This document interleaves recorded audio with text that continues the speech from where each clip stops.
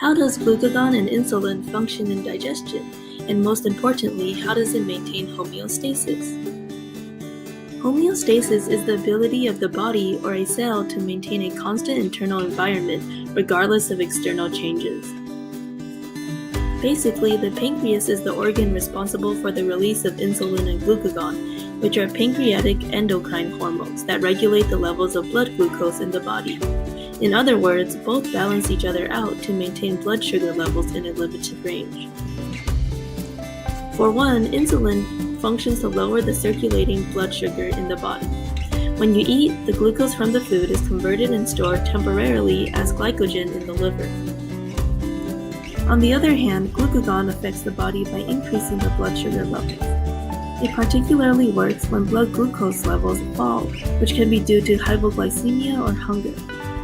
Basically, glucagon will stimulate the liver, and the liver will convert glycogen into glucose. During digestion, foods that contain carbohydrates are converted into glucose, and most of this glucose is sent into the bloodstream, which causes a rise in blood glucose levels. And when this happens, the pancreas gland secretes the hormone insulin. The insulin causes cells in the body to take in glucose from the bloodstream.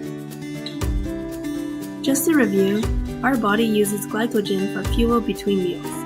Glycogen is a form of storage for glucose, and it is also a secondary source of energy. Basically, when the body needs energy, glycogen is broken down into glucose. So how does the body uptake glucose? Well, glucose enters cells through facilitated diffusion because glucose molecules are too large to pass through a cell membrane via simple diffusion. Instead, cells assist glucose diffusion through facilitated diffusion and primary and secondary active transport. Glycogenolysis, however, is when glucagon is released from the pancreas and acts upon enzymes to stimulate a process called glycogen phosphorylase. And it is through this process that glycogen can be broken down into glucose. What happens when things go wrong? Well, type 1 diabetes is an autoimmune disorder in which the immune system destroys insulin-making cells in the pancreas. So therefore, one may be lacking insulin. Type 2 diabetes is when the body makes insulin but the cells cannot take it in from the bloodstream.